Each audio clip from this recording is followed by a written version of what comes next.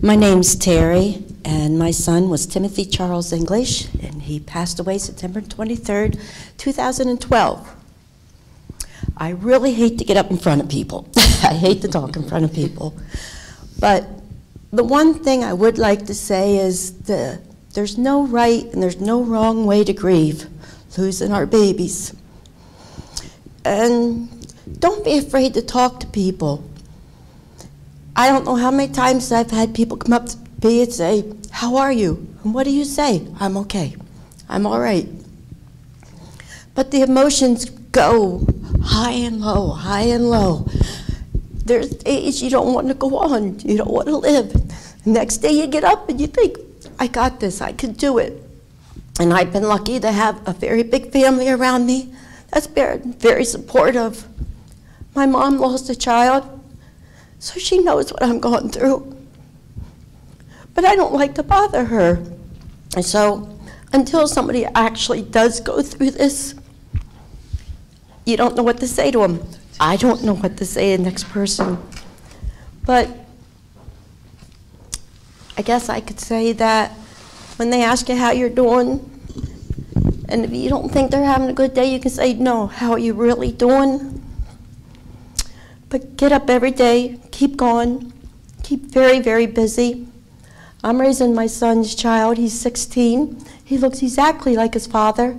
He can walk into the room some days and my heart just stops because the gestures and everything is him. Here, Terry.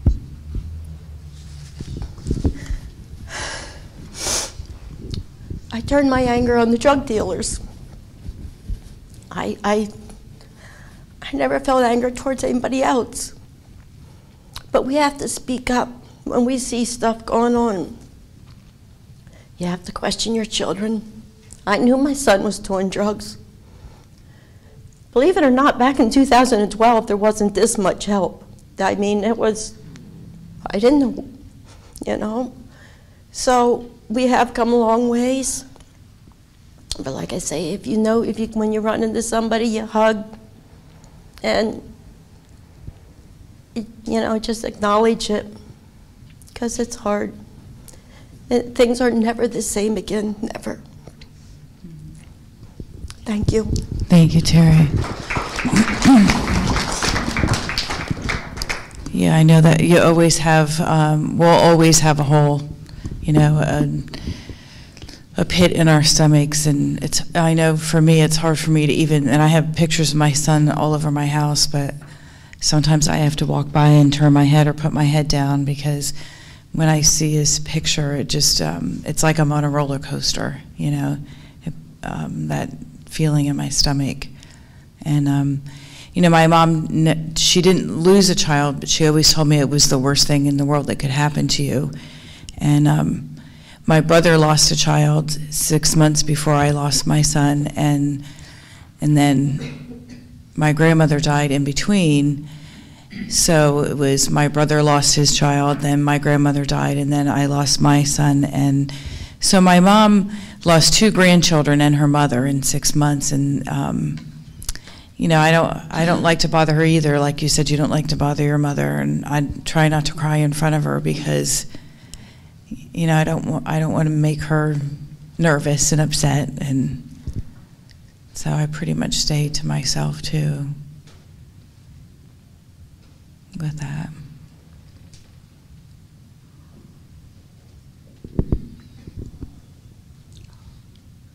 Yeah, Tracy, come on up. I guess it's time. Okay. Yeah. Okay. Sorry I'm late, guys, for one. Hey, Carolyn, might I? Yes, sure. Come on, please. That's what I like to remember. So I wasn't gonna cry, and I'm not. Hi, y'all. Some know me. Jeez, I'm Tracy Mulcahy. My son, Paul, David Barkholz, 26 years old, middle of the evening of Thanksgiving, which was November 26th at the time, 2012. Again, I knew he was doing heroin. I come from a life of not even knowing what drugs were. We pot in the 70s. You know, we don't do that, you know. So all of this was new to me in 2012. Got the word, 4 words. Paul, well, 3. Paul is dead. Yeah. And the honest truth, it did not shock me.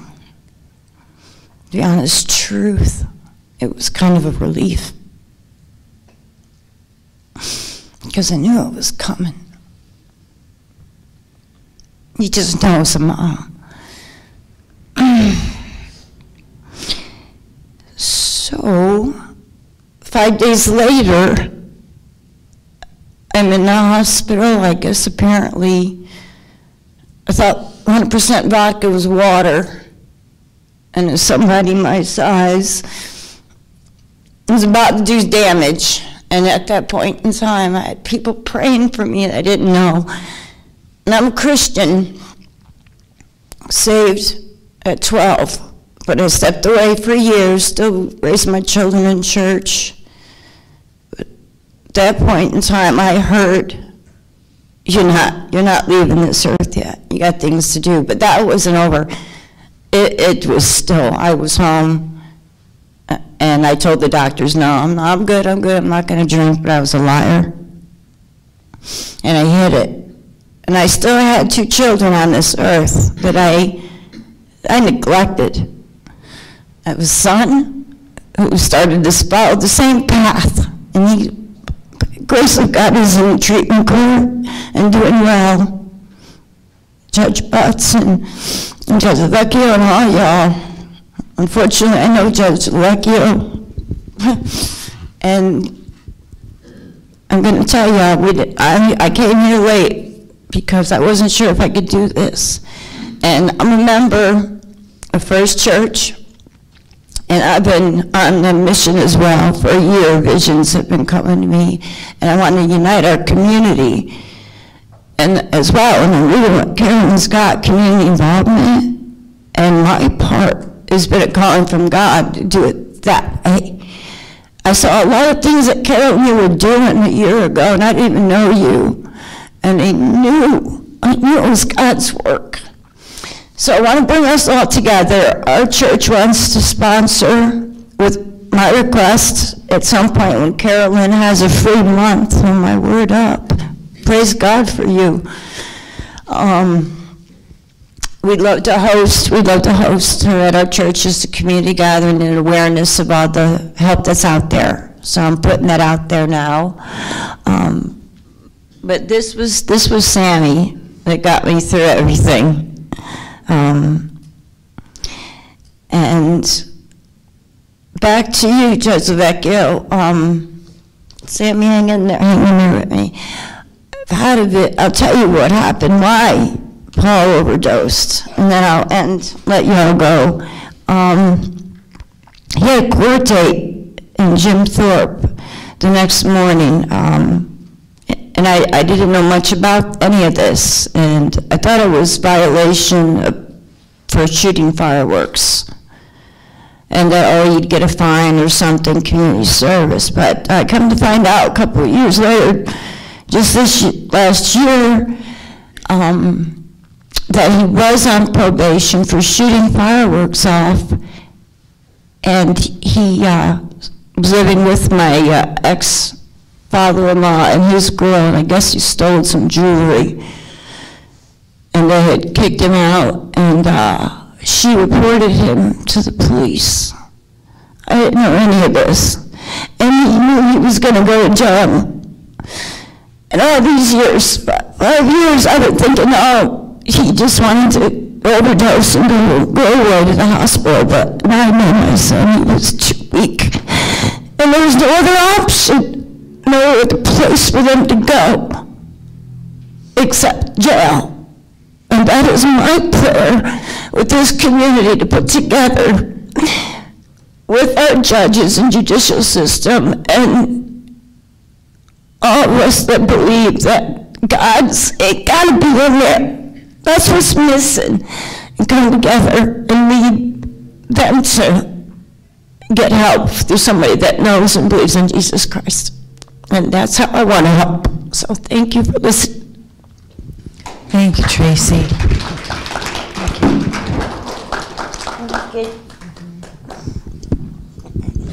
Thank you. Father Mano, do you want to say anything about grief? Okay. A little gimpy. Okay, do you want to sit down? We can bring a chair up here. Okay. Actually, it's just for sympathy when I have my cane collection goes up. I think that spirituality means an awful lot in recovery and in the prevention of drug usage. The people in back of me and those who come up, I call them giants. I call them giants. And I keep telling them you're giants because what they've overcome in their own lives or helped relatives overcome is just a fantastic thing. It can be done. And I think that the first thing I ever say to anybody when, as a counselor, as a priest, a clergy, I always say to the first thing, you will get through this. You will get through this. And then you just stay with them in all those moments where they aren't going to feel like they can get through it. But they do. And I think that healthy spirituality means an awful lot. Unfortunately, sometimes I think religion maybe causes a need for addiction because of wrong concepts of God, concepts of guilt. And I think it's so important that we can give them. Being a clergy, one of my biggest hobbies has been 12th graders. And I work and beat the bushes and threaten and everything else and even pay them off if I had to. But get about 20 kids a year who come every Sunday, every single Sunday. And what we begin with was relaxation technique and imagery. Because what is addiction? It's looking for an alteration of our consciousness, of our environment. And when you can find and help kids do that naturally, that means so much. So it's a very important part. What I think I'd like to see, Caroline and everybody, is that you guys would have a day for clergy. I think clergy have to be aware they are very important. They can't be a drug counselor. I always tell a person I'm not, a certified drug counselor, I'm a certified counselor, but not in drug addiction. And you make the referral. But you can clergy can create the atmosphere and the environment where families who are hurting and needing a higher power, all right, can find it. And I think that's so important. And I think so often we as clergy feel a little hopeless. Some of us have gone, for counseling for addiction and things like that. But I think most of us always need the help and the expertise of the 12-step program, which is the most incredible program of all, as so many of you here know. And only those who've gone through it can really understand. And so I just think it's so important that there is that positive feeling of a positive higher power in life. And so what I always do with the kids, and like I say, there's average about 19 a year of them, is go on relaxation technique and imagery and everything, and it does an awful lot. So that, I think, giving good appearance of, or experience of a higher power, plus knowing to refer, that unless you're a drug counselor, you shouldn't try to do it yourself. You need the expertise of somebody else. So I congratulate all you people, and thank you for all you've done. These things are great. I would encourage, if you can, that you do have a day for clergy. I think that's a wonderful idea. And let me know, and I'll be phantom of the phone. Okay? Yeah. And phantom of the phone and get people out, because clergy, sometimes they'll hesitate to draw it into a homily or a sermon, okay? Mm-hmm. Because they think, well, what if someone comes? What am I going to do then? All right? And that they can be a referral. They can use the introductory concepts of a family that isn't ready to get into some kind of a program, or their loved one hasn't, and give them the outlook they need and the patience and a good, sound spirituality. Okay? All right? So that's all I can think of. I think that's wonderful. I think we could all use that. So, thank you.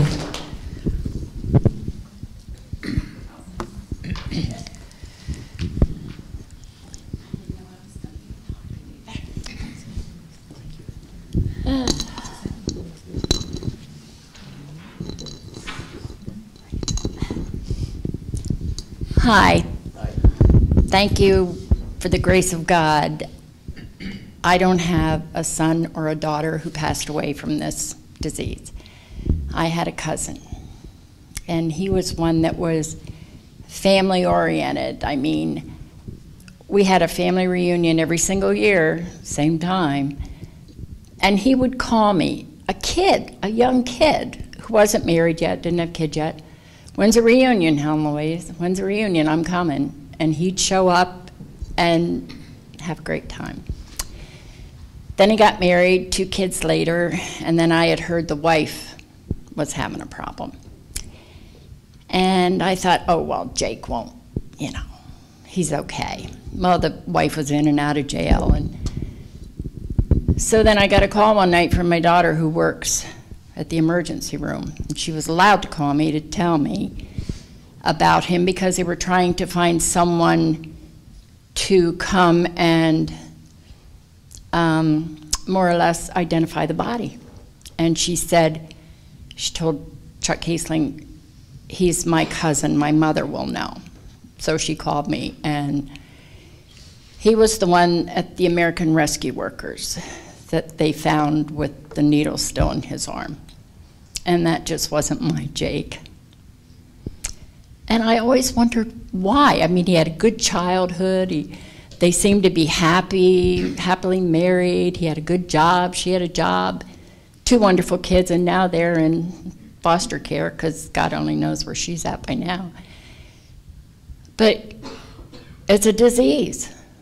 It's a disease. And it's my cousin, but it still hurts.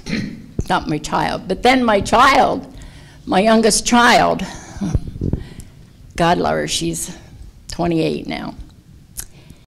And she was headed down the wrong path. Not the drugs that I could see, but boy, she liked that alcohol. And we were in a bad relationship. We got out of the relationship because, I mean, he even had GPS. He had stuff on her car tracking her where. That's, you know. So then she started hanging out with these people, and oh, Lavecchio, you saw her. DUI, 21 years old.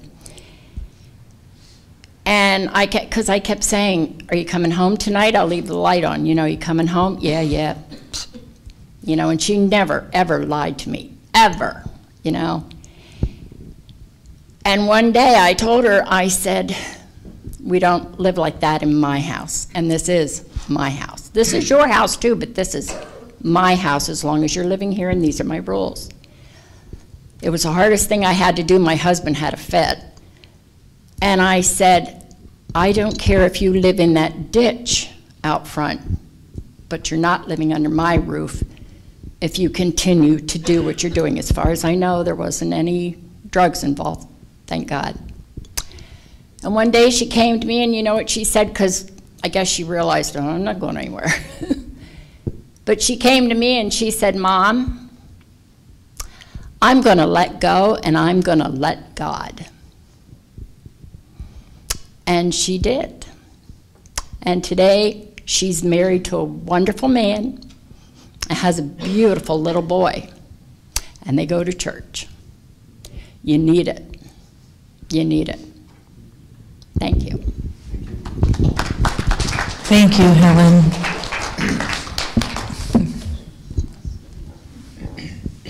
What time is it?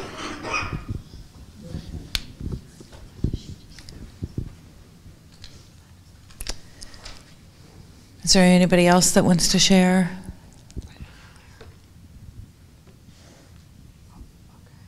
Dory.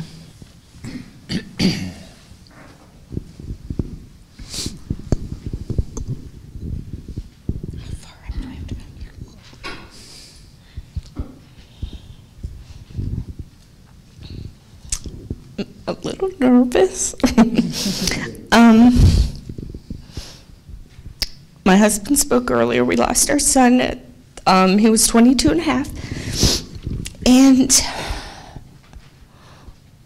as I just listened to everybody, I thought, oh, this is This is my response to that. And, you know, one thing, Carolyn, you said that sometimes I kiss my son's picture, you know, and I ask why. This isn't the healing we were looking for. But obviously I don't know. But you know, we've been a part of GRASP for a year now, and it's been wonderful. It's just the people we've gotten to know. And we actually live in Columbia County. And our son was number 18 of 22 deaths in Columbia County. And surprisingly enough, the church that we go to, there were 4 families, 4. And it's not that big of a church, you know, maybe 500 or 600 people, and 4 families lost a child, 4. And it's, I don't know, when they say it's like an ocean, it is. And I don't know really what I want to say. I don't know. There's so much in the 17, almost 18 months since that has passed. There's so many changes in Columbia County, for sure. And they happened, you know, like a month or 2 after he passed. And I think, why? But only God knows. And so I would encourage anybody who's struggling really. Our faith has gotten us through, for real, and support. Our families have been wonderful. We have, my husband's from Indiana, and they knew nothing about our son's addiction, and we knew very little about it. It was a very short time, and they were in our home within out, like as quickly as they could be there, and they were so family. Our family's just been wonderful, and our friends have been very supportive. We've not, I don't feel like we've experienced anybody, maybe they do behind our back, the stigma, you know. What are you gonna do? You can't change anything. And but support of the family has been great. And our church family, our family, my family's more local, and they've been super, and our friends have been wonderful. And you know, when somebody asks me how my day is, it depends on who it is. They might get a different answer. Or what time it is. Or what time it is, exactly. Or what hour it is. Yeah. So, and as I have been on the GRASP Facebook page and see, as I'm sure anybody that is, I scroll down and I think, these are beautiful kids. Mm-hmm. And I would never, ever, you know, I mean, my son sat with us in church every Sunday. And nobody would ever. He lived in our home. I never. So, thanks, Carol. Yes, thank you, Dory, for sharing. Thank you. Yeah, just let it go. Thank you. Thank you. The stigma is just huge, and you know, we really, I mean, that's one of my biggest battles, is trying to fight that so we can break through that and, you know, raise the awareness and provide the education out there so, you know, we can try to make a difference. But the stigma is just, you know, and I think we're getting somewhere with that. I really do. it's a shame, you know, that it's there, but there's, you know, I mean, my cousin had a lawyer in his office that, you know, was a heroin addict and fought past it and became a lawyer. So I mean, there's success stories out there, and that's one of our next meetings is, you know, recovery stories, and we're going to start, you know, posting some, you know, great recovery stories on our Facebook page too, because I think it's important for people to see that too. So you know, I just think that it, you know, the grief and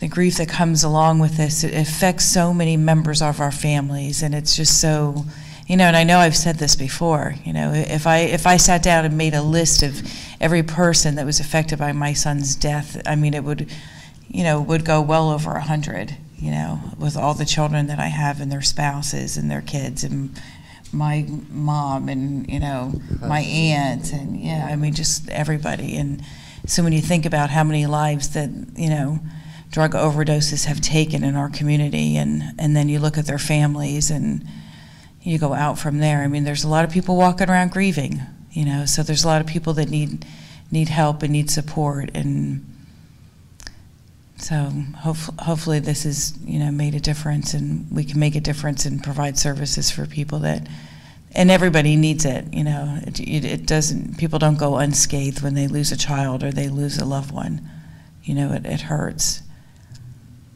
So.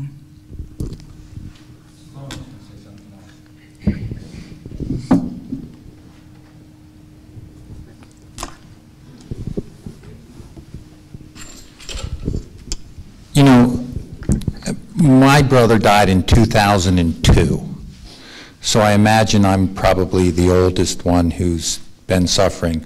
But I know, okay, but some of you have talked about this, and I just want to tell you, the taking care of yourself is so important. I didn't for a long time now. I would always exercise because that's kind of what my hobby was.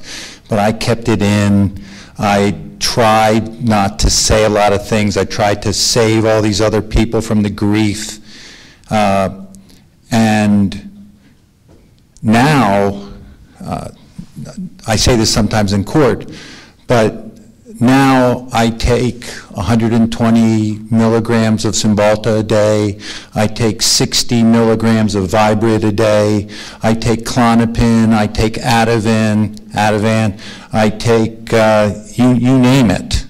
But you know, I was diagnosed with PTSD, anxiety disorder, depressive disorder, and if I can just add that, you know, you don't want to be taking all that medication like I do, and so take care of yourselves. And this is something that's really important too, and because I never did it. I was the big tough guy, you know, didn't cry, I didn't share, and I just, if there's anything, I would urge you to do that, because your health is so important, and I didn't realize it until it was way too late. When I woke up, thought I was having a heart attack. And I was sitting down there, my eye tremors, my hand tremors, and all these things that are still residual effect of the hurricane. And that's what it is. So please take care of yourselves. Yeah, thank you. There's a lot of truth to that. And when I did the event last month with the alternatives to pain medication, you know, there was a lot for all of us to learn through that. The yoga, the massage, the art of floating, you know, I mean, and I started to do that for myself, doing the massages and the yoga, that kind of stuff, and it's really important. Tom Zuba says that in his book too.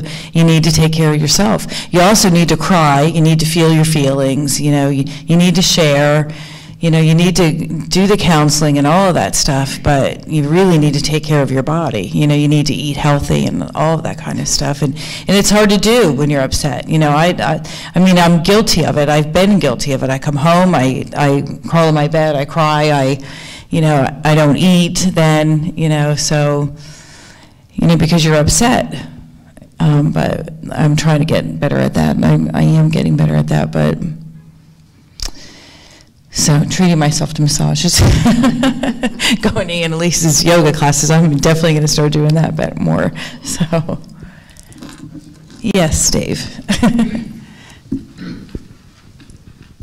Just a brief word, listening to all these stories, it's amazing from an outsider, the strength that you all display is beyond my comprehension. The courage to get up every day and the courage to stand up here. I mean, I can see it brings it back. And what I've seen with all of the group that we're involved with and other people who are not in the group, but I know, I remember Mark's brother, David, and he was a nice young man. He was kind, he was bright, and I know Carolyn's son, and he was a nice young man. And I've gotten to know the grass group's kids. They're good kids. They were wonderful kids, beautiful kids, the pictures. And the devastation that this causes. But the one thing I think we tried to convey in all of us is don't give up hope. Never give up. Never, ever give up hope. Because you're going to find peace and comfort. And I think many of them have in what they're doing. And it's just, you are a beacon of light through dark clouds.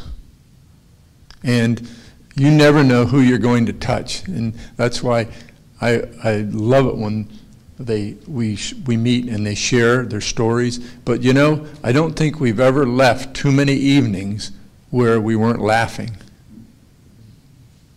And while there has been a lot of crying, and that really, I leave there and I feel good.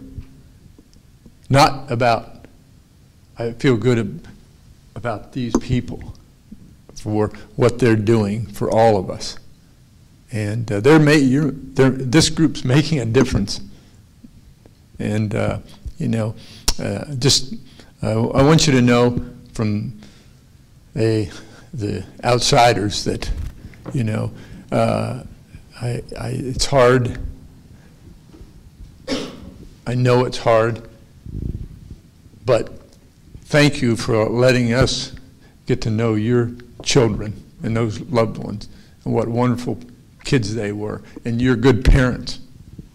I'm just overwhelmed with your strength, and thank you. And let's none of us ever give up hope. Thanks, Dave.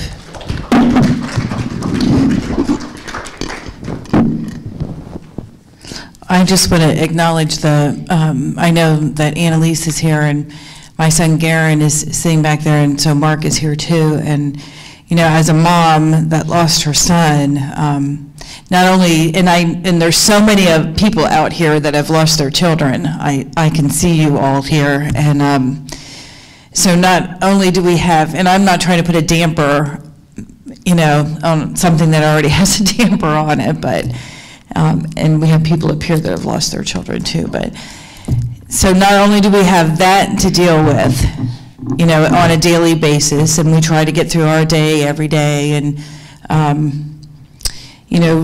plunge through the day. Some days are better than other days. Some times of the day are better than other times. But we also have to watch our children grieve for their sibling that they've lost, and so that makes it hard too. And I know I have 5 other children that I have to watch do this, and so that it's difficult for me to do. And so Anyway, I just wanted to put a shout out to the siblings, that I know it's hard for them to lose a sibling, and it's difficult. Yes, it's difficult for in all aspects.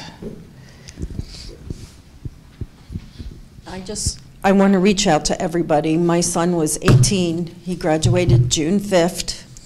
He died on June 20th in 1997. 21 years this year. The year before that, my baby brother's whole entire family died. The wife, a baby boy in the belly, and a 4-year-old son. So talk about a mother and a family grieving. I had never been to a double casket funeral in my life. And I thought, okay, nothing bad is ever going to happen to our family again, because we just buried my baby brother's whole family. And the next year, my son dies.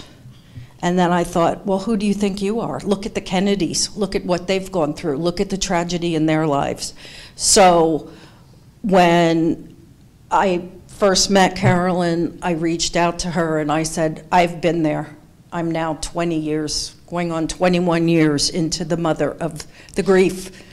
My son was my firstborn son. He was everything to me. And I will tell you one helpful thing. Never let anybody tell you how to grieve, because it doesn't come with the rule book. And if you have any friends out there that pat you on the back after a year and say, okay, now, come on, let's go, it's get a little bit better, get over it. Trust me, that is not your friend, because as a mother, as a father, as a sister, as a brother, as an aunt, as an uncle, you are never, ever, ever going to be the same. You're always going to have that hole in your heart that's never going to be filled. But I will give you guys one helpful hint. My son died in the emergency room, and by the time I got to Geisinger, they came out and said, he's gone. And me being in sales my whole life, I said to the doctor, you get back in there and you keep working on him. Don't come out here talking to me. You keep working on him. And he said, no, you don't understand. He's gone. And my biggest hurt was, as the woman who gave birth to him, when he took his last breath on this earth, I felt I should have been with him in that room, and I wasn't. And do you know what that boy did? He came to me in a 2-part dream and died in my arms and gave me exactly what I needed. So what I am telling you, they are energy. They don't have this body anymore, but they still are who they were. They still have that soul. They still send you love. They're probably all sitting right next to you here and now. Yes. And what I'm telling you is, when you go to bed tonight, each and every one of you sad moms and dads, close your eyes, pray, think of them, think of fun things, think of kind things. And they should, once they get good enough on the spirit side, be able to come to you in a dream. Maybe once, maybe twice. I have many dreams where they're little kids and we're just having fun. But I'm telling you, think of them when you go to bed at night with love in your heart, and they, if they can, and you're open and you're accepting, they will come and they will visit you. And let me tell you something, it is very real, it is very comforting. And when my son came and died in my arms, we were calm, there was no crying, there was no tears, and there was an angel right there. And it was just like I'm talking to you. Nobody was upset, it just was. So when they go from this world to the other world, they're happy, they're free of their pain that they had here, and know that in your heart. So when you go to bed tonight, think of them and pray that they'll come to you in a dream, because as a mother who's been doing this for 21 years, those are some of my happiest moments, is a dream visit. So I wish you well in that quest. Thank you, Sandy. Yeah, we do still have a relationship. We still should maintain a relationship with our children, that's for sure. I will always have that with Zachary. They send us signs and messages, Rainbows, coins. four-leaf clovers, Yeah. cardinals. Cardinals, yes. Yeah. So anyone else? Tina.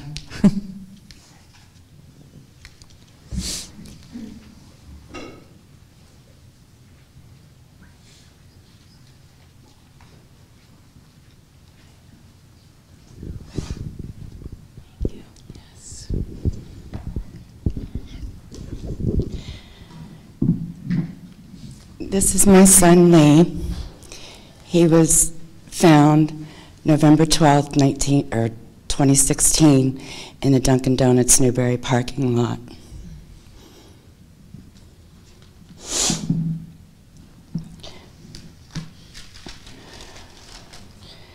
Shortly after Lee died, I wrote this for him.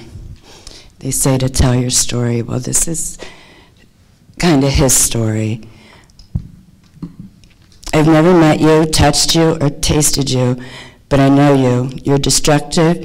You're the uninvited guest responsible for ruining countless birthdays and holidays. You're hungry and greedy. Possessing my son wasn't enough, so you cast your net wider, creating a family disease which knows no boundaries and no limits.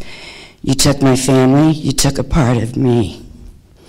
It wasn't just my son you stole. I was your slave, too. You made me bury someone I would have given my last breath to save. No one person's pain is bigger or more hard-earned than another's, but I know my voice echoes many when I say our pain is unique. When drugs are present in a family, it truly is one day at a time. From the time my knees hit the floor and I begged and screamed for anyone to tell me it wasn't true, I felt every emotion known, from a state of shock to desperation, to being completely numb, to being in denial, to being angry. But who am I angry at? Am I angry at God for taking my son from me? How can you be angry at God for saving him from his pain and protecting him from the evils of this world? Am I angry at the facilities that failed him when he wanted the help to recover? Yes. Am I angry at the dealer for pushing his poison with no regard for the human life, only the money? Yes. Am I angry at the cops for not pursuing the investigation? Yes. Am I angry at the pharmaceuticals for pushing your pills and handing them out like candy without giving a warning of their after effects? Yes. Am I angry at myself for not saving him and protecting him? Yes. All of the what ifs, the should haves, the could haves will forever haunt me. If I'd have done one thing differently, maybe, just maybe, my son might still be here. Lee was so much more than his addiction. He was a loving and caring soul that would have done anything for anyone. He was an old soul in a young man's body. He had a contagious laugh and an infectious grin that could light up a room even in the darkest of moments. He had a heart full of pure love and loved unconditionally. He loved animals, especially his dog Blaze. He loved his family and friends with every fiber of his being. I guess you could say he was also naive for thinking others felt the same and loved the same. From the moment I found out I was pregnant, I carried him inside my body and soul for 9 months.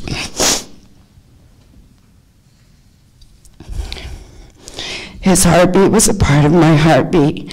When he was born, I carried him to his cradle every night, and I prayed to be the best mom that I could be. I carried him through the stages of growing up and becoming a man any mother would have been proud to have as a son.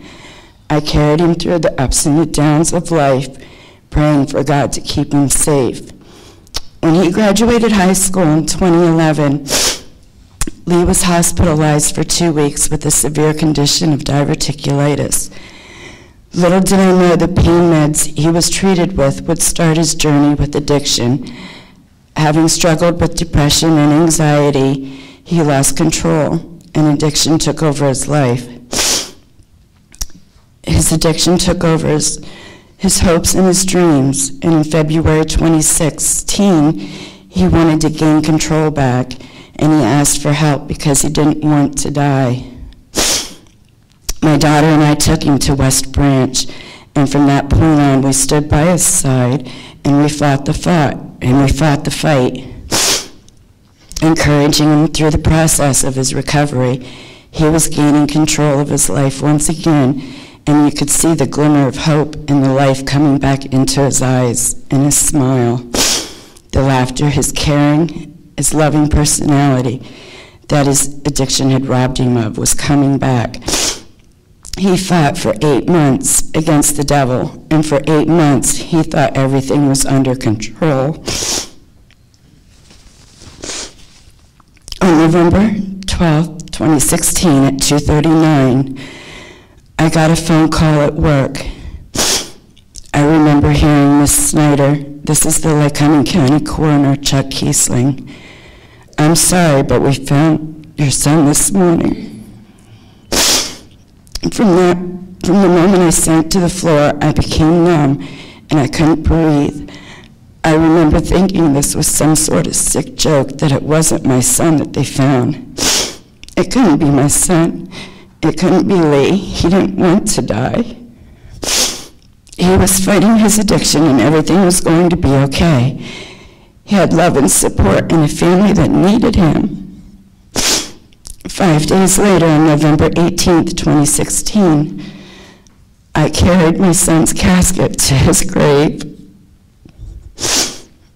There's a stigma and a preconceived notion of what a drug addict looks like and what their family life must be like. It's not what you see on TV and hear about. I'm the face of a parent that lost her child to this epidemic. I could be anybody, and this epidemic we're surrounded by isn't picking and choosing. There's not one demographic, mothers, fathers, sons, daughters, grandchildren. It's claiming everyone. Since Leah's died, I've fought with a different type of grief every day. I struggle every day with the should-haves, the could-haves. Maybe if I'd done this or done that differently, my son might still be here. You have one job as a parent, and that's to protect your child. But when something like this happens, the haunting reality of feeling like I failed my son, will forever remain in the shattered pieces of my heart. Now every night I pray for the strength and the courage to carry me through this journey of having a child in the heavens. If you're in active addiction, please ask for help before it's too late. It takes a strong person to ask for help, but you've got to know that your life matters, and there are people out there that want to help. If you're in recovery, please stay strong and continue to fight with every fiber of your soul, and remember that you are the reason for someone's heart to continue to beat. And to those of us walking this journey with a child beyond the stars, know that you're not walking alone. On October 28, 1992, an angel was born. On November 12, 2016, an angel received his wings.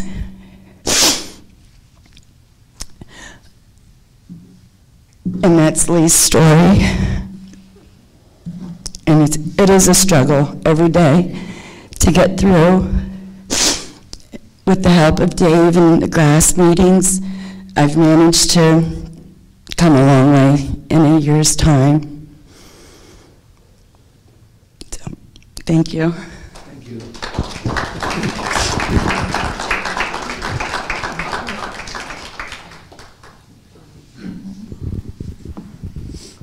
Thank you, Tina.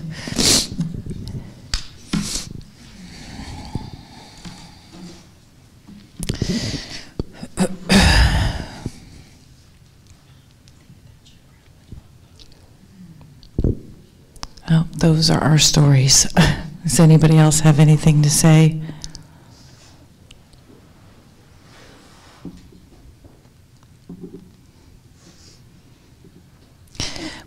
everybody will stop and see Linda and Cheryl in the back there and pick up some information. I just want to thank everybody for coming tonight, and Dave for coming, and Father Mano, and West Branch, and live stream anything, because I know that we'll reach a lot of people tonight that can use our resources.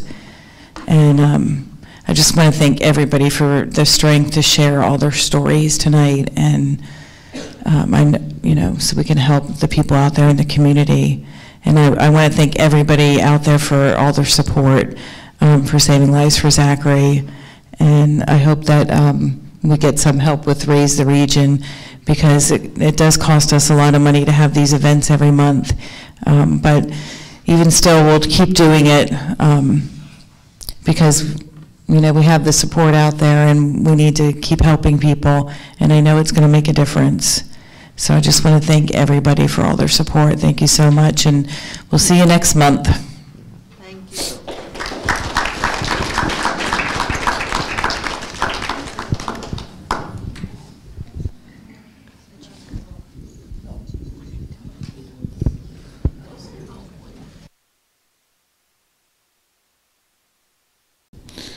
I almost said a victim. I don't really know how you say it, to tell you the truth. You feel like a victim. But I had lost my brother a while ago. He had lived with me. I had taken on a parental role with him because my parents didn't quite understand. And but anyway, what I really want to talk about, and what I really wanted to say was, I deal with this every day. I deal with the problem of addiction on a daily basis.